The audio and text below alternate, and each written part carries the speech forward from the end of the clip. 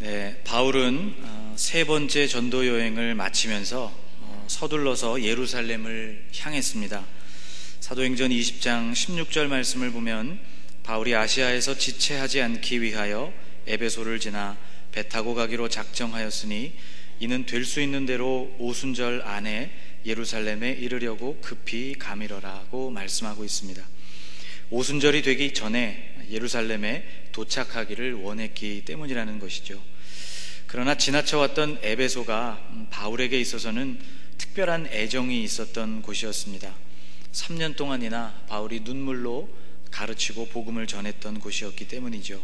그래서 이미 밀레도에 내려와 있었지만 그곳으로 에베소의 지도자들을 불러서 마지막으로 당부를 전하게 됩니다. 그리고는 다시 만날 수 없는 작별을 하게 되죠. 사도행전 20장 25절 말씀을 보면 바울이 그들에게 이렇게 이야기합니다. 보라, 내가 여러분 중에 왕래하며 하나님의 나라를 전파하였으나 이제는 여러분이 다 내 얼굴을 다시 보지 못할 줄 아노라. 바울은 죽음을 각오하고 예루살렘으로 올라가고 있는 중이었기 때문입니다. 그래서 그들은 바울과 함께 해변에 무릎을 꿇고 기도한 후에 마지막으로 목을 안고 입을 맞추며 바울과 인사를 나누었는데, 성경에 보니까 많은 사람들이 울면서 그곳이 울음바다가 되었다고 말씀하고 있습니다. 그리고는 바울은 다시 서둘러서 예루살렘으로 향하게 됩니다. 바울 일행은 아시아의 항구 도시 밀레도를 떠나서 서쪽 해안을 따라 계속 남쪽으로 항해했습니다. 오늘 성경에는 남쪽 섬 고스와 또 더 남쪽 섬 로도, 그리고 루시아주에 있었던 바다라에서 배를 갈아타고 긴 항해를 거쳐서 베니게에 있는 두로에 도착하게 되었고, 두로에서부터는 육로를 통해서 돌레마이와 가이사랴 그리고 예루살렘까지 가게 되었다고 그 진행 경로를 말씀해주고 있습니다. 여러분, 지도에서 보이시는 곳 바로 이곳이 로도 섬입니다. 이곳이 바다라이고요.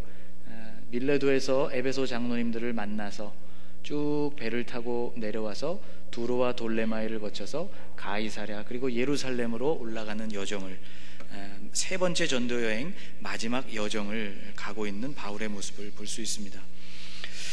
그런데 이 모든 여정, 바울이 가는 곳곳마다 서둘러서 예루살렘을 향해서 올라가는 그 멈추고 또 머무는 그 모든 곳에서 이상하게도 사람들이 바울을 말리게 됩니다.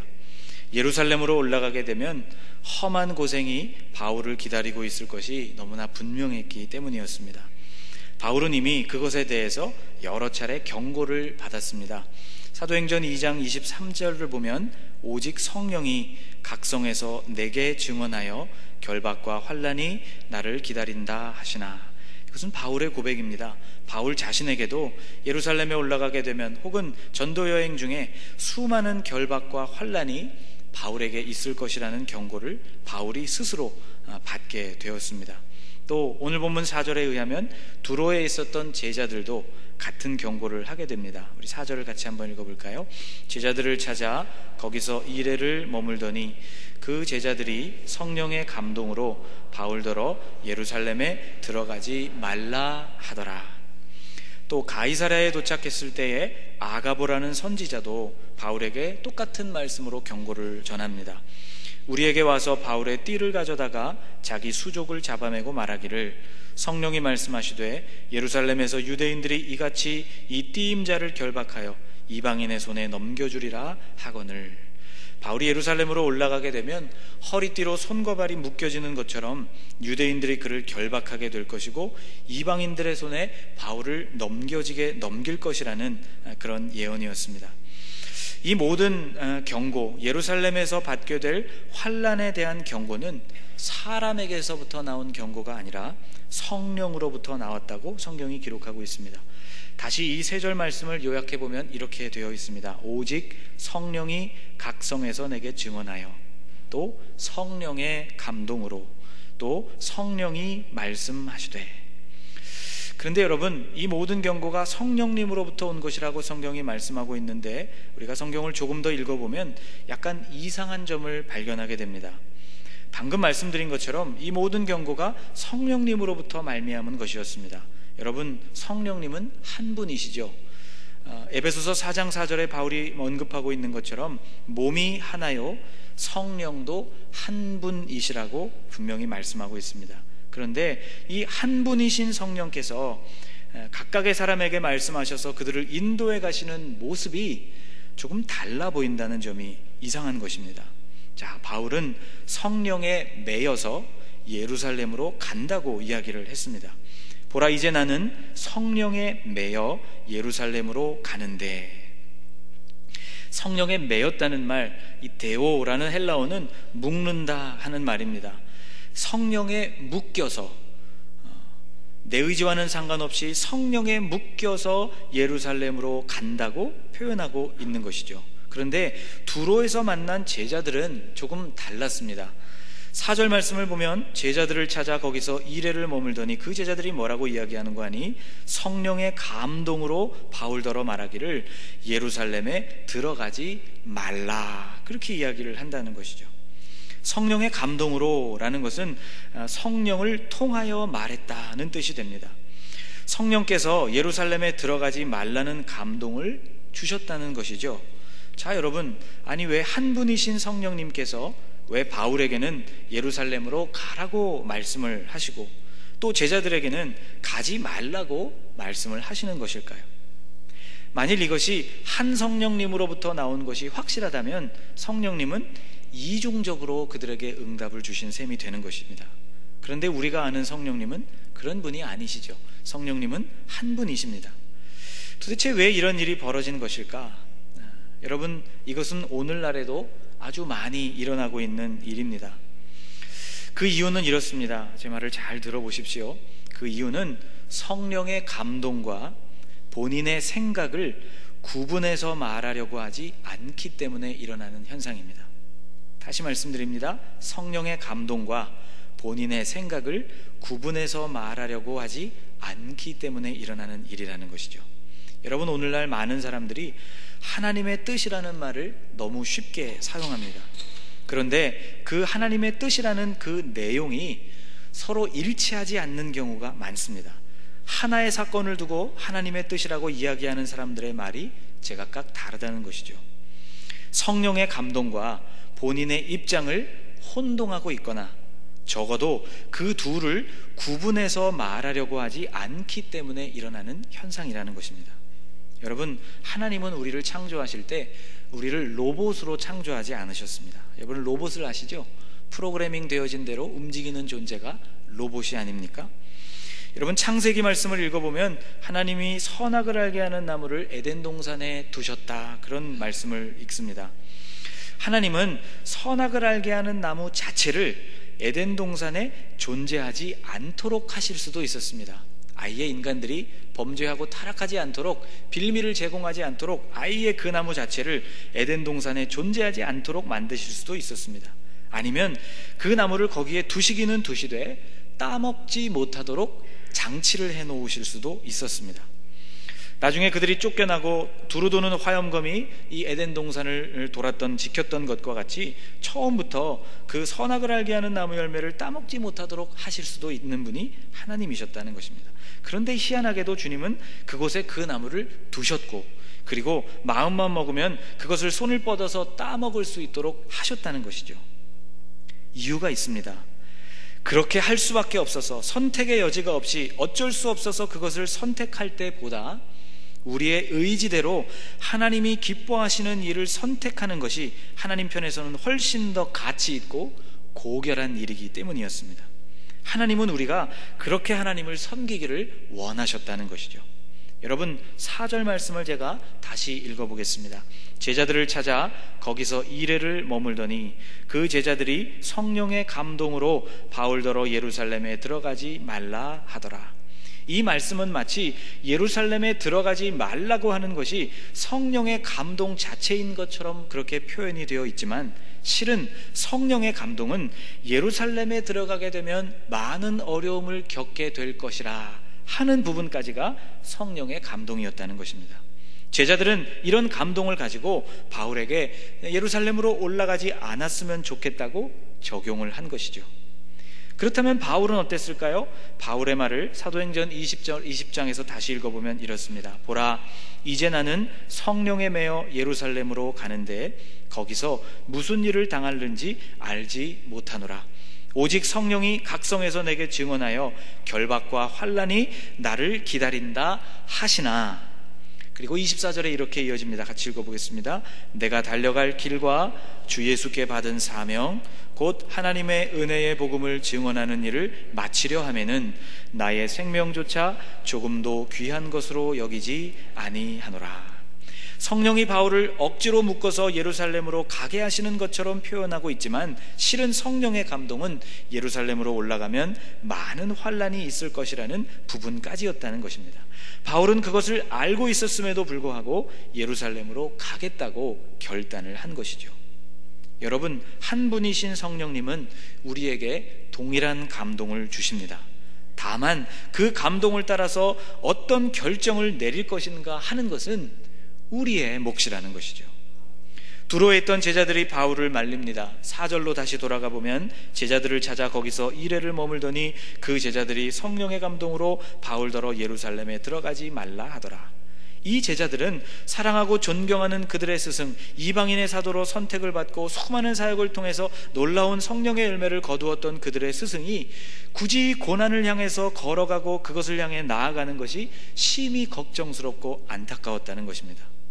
바울과 함께 전도 여행을 감당하고 있었던 일행들 역시 마찬가지였습니다. 그래서 12절에 바울에게 이렇게 이야기하죠. 우리가 그 말을 듣고 그곳 사람들과 더불어 바울에게 예루살렘으로 올라가지 말라 권하니. 이들 역시 바울이 굳이 예루살렘으로 올라가야 할 필요는 없다고 생각을 했던 것입니다. 여러분 한번 생각해 보십시오. 예루살렘에 올라가면 유대인들이 기다렸다는 듯이 바울을 핍박하고 그를 죽이려고 들 텐데 굳이 뻔히 보이는 그 고난 속으로 바울이 여러분 들어가야 할 필요가 있습니까? 아직도 이방 지역에 복음을 전해야 하는 많은 이방 지역이 남아있고 땅끝이 남아있는 상황 속에서 그것을 뒤로하고 바울이 그 많은 할 일들을 뒤로하고 굳이 예루살렘으로 올라가야 할 이유가 있었느냐 말입니다. 이것이 제자들과 바울과 함께하고 있는 일행들의 생각이었습니다. 그러나 바울의 생각은 좀 달랐습니다. 자신을 가로막는 제자들 그리고 그 동역자들 때문에 그래서 바울은 오히려 마음이 상했다고 오늘 본문이 이야기합니다. 13절 말씀에 이렇게 기록되어 있습니다. 바울이 대답하되 여러분이 어찌하여 울어 내 마음을 상하게 하느냐. 나는 주 예수의 이름을 위하여 결박당할 뿐 아니라 예루살렘에서 죽을 것도 각오하였노라. 눈물까지 보이면서 바울을 막으려는 그들을 보면서 바울 역시 마음이 아팠던 것이죠. 그러나 바울의 의지만은 단호했습니다. 아까 읽은 20장 24절 말씀, 내가 달려갈 길과 주 예수께 받은 사명 곧 하나님의 은혜의 복음을 증언하는 일을 마치려 하면은 나의 생명조차 조금도 귀한 것으로 여기지 아니하노라. 주 예수께 받은 사명, 그것은 하나님의 은혜의 복음을 증언하는 것이었습니다. 그런데 그것을 실행하는 방법으로 바울은 생명을 걸고 예루살렘으로 올라가는 길을 선택했다는 것이죠. 결정은 바울의 몫이었다는 것입니다. 바울의 선택이 그 결정이 확고하다는 것을 확인한 동료들은 더 이상 바울을 괴롭게 하지 않기로 합니다. 14절 말씀을 여러분 같이 한번 읽겠습니다. 그가 권함을 받지 아니하므로 우리가 주의 뜻대로 이루어지이다 하고 그쳤노라. 여러분 14절 말씀을 잘못 읽게 되면 아주 무책임한 태도로 바울을 설득하는 일을 중단한 것처럼 보여집니다. 예를 들어서 이렇게 말하는 것처럼 보여지는 것이죠. 할 수 없네요. 하나님 마음대로 하십시오. 이런 무책임한 태도로 14절이 보일 수도 있지만 그러나 이 말씀을 가만히 묵상해 보면 이들이 바울의 결정을 존중했다는 뜻으로 우리 마음에 새겨집니다. 자신들의 생각과는 달랐지만 같은 성령의 감동으로 말미암아 일어나는 그러한 적용이 바울과 그들이 다르기는 했지만 하나님께서 바울의 결정을 도우셔서 주의 뜻을 그 여정 가운데 이루어 주시기를 그들이 기도했다는 뜻입니다. 여러분, 하나님을 족집게도사 정도로 생각하시면 안 됩니다. 여러분, 중국집에 가시면 늘 고민되는 일이 있죠. 짜장면을 먹어야 할까? 짬뽕을 먹어야 할까? 어떤 분들은 그렇게 묻습니다. 우리의 삶 모든 부분을 하나님께 의탁하고 주님의 뜻을 물어야 한다면 짜장면과 짬뽕 중에 선택을 하는 이 일에 있어서도 무엇을 먹을지 결정하는 일에 기도해야 되지 않느냐고 이야기합니다. 하나님의 뜻을 묻는 것이 어찌 보면 아주 신앙적인 행동처럼 보일지 모릅니다. 또 그런 의도를 가지고 하나님께 기도하는 것이 잘못된 것이라고 말하기도 어렵습니다. 그런데 달리 생각해 보면 결정하도록 우리에게 맡겨주신 일에 대해서도 우리가 하나님께 책임을 전가하려고 기도하려는 행동일 수가 있다는 것이죠. 여러분, 하나님의 뜻이라고 함부로 말하는 사람들의 말을 조심하시기 바랍니다. 분별력 없이 그런 말들을 자꾸 듣게 되면 점점 마음이 그것에 매이게 되고 그 말에 영향을 받게 되고 담대하게 우리가 믿음으로 결단하기가 어려워지기 때문입니다. 성령의 감동은 같아도 결정은 우리의 몫인 것입니다.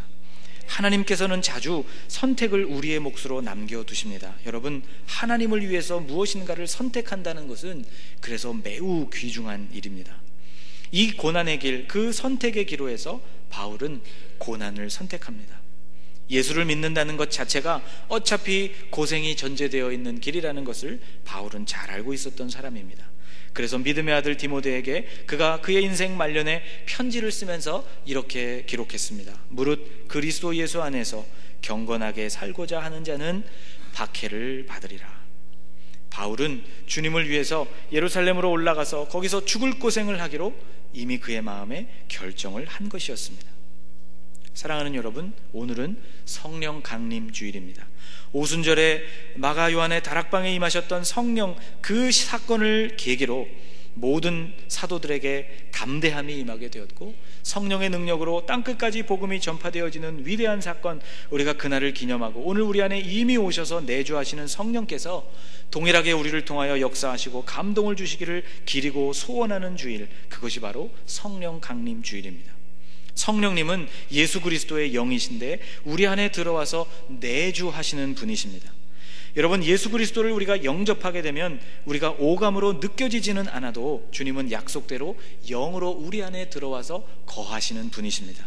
누구든지 성령으로 말미암지 않고는 예수 그리스도를 주라 시인할 수 없다는 말씀은 주님을 주라 시인하는 고백하는 과정에서 성령께서 우리 안에 들어와 역사하시고 우리 안에 내주하신다는 것을 말씀해 주시는 것이죠. 느끼지 못해도 성령님은 예수 그리스도를 주로 고백하는 우리 안에 이미 들어와 내주하시는 분이십니다. 오셔서 어떤 일을 하시는 분이십니까? 아까 우리가 교동문을 함께 읽은 것처럼 주님이, 성령이 우리 안에서 감동을 주시고 읽었던 하나님의 말씀을 다시 기억나게 해주시고 어려울 때마다 우리를 도와주시는 분이 성령님이십니다. 구할 바를 알지 못할 때 말할 수 없는 탄식으로 우리를 위하여 대신 간구하여 주시는 분도 우리 안에 계시는 성령님이십니다. 그러므로 우리는 오늘 이런 질문을 우리 스스로에게 던져보아야 할 것입니다. 나는 성령님이 주시는 감동을 지나치거나 무시하지 않고 그 감동을 잘 붙들고 있는가 하는 질문입니다. 또 하나, 성령님이 내 안에서 그런 감동을 주셨을 때 내가 어떤 선택을 주님을 위하여 하고 있는가 하는 것을 오늘 우리는 우리 스스로에게 질문해 보아야 할 것입니다. 로마서 12장 1절과 2절 말씀을 보면 하나님이 기뻐하시는 영적인 예배, 주님이 원하시는 예배가 무엇인지 우리에게 분명하게 말씀해 주고 있는데, 그 영적인 예배는 우리가 생각하는 어떤 신령한 형태로 드려지는 그런 예배가 아니라 우리의 삶에서 주님을 위하여 결단을 내리는 것이라고 말씀하고 있습니다. 우리의 몸으로 하나님 앞에 산 제사를 드리는 것, 그것이 바로 영적인 예배라는 것이죠. 어떻게 예배하라는 것입니까? 하나님께서 그 상황 속에서 기뻐하시는 주님의 뜻, 온전하신 주님의 뜻, 하나님의 선하신 뜻이 무엇인지를 분별하는 것, 성령이 주시는 감동을 안고 그 상황에서 주님을 위해서 내가 어떠한 것을 주님이 기뻐하시기 위하여 결정할 것인가를 결단해내는 일, 그것이 바로 영적인 예배요, 하나님이 기뻐 받으시는 예배라는 것입니다. 사랑하는 여러분, 하나님이 기뻐하실 만한 온전한 선택을 하는 성도들이 되시기를 주님의 이름으로 축복합니다. 성령님께서 여러분의 마음을 두드리시고 여러분에게 감동을 주실 때 그 감동을 여러분 지나치지 않기를 바랍니다. 그리고 그 감동을 붙드시고 이 감동을 가지고 내가 주님을 위하여 어떻게 결단하고 어떻게 살아내야 할 것인지를 기도하며 묻고 고민하고 결단하시는 그런 여러분들이 되시기를 주님의 이름으로 축복합니다.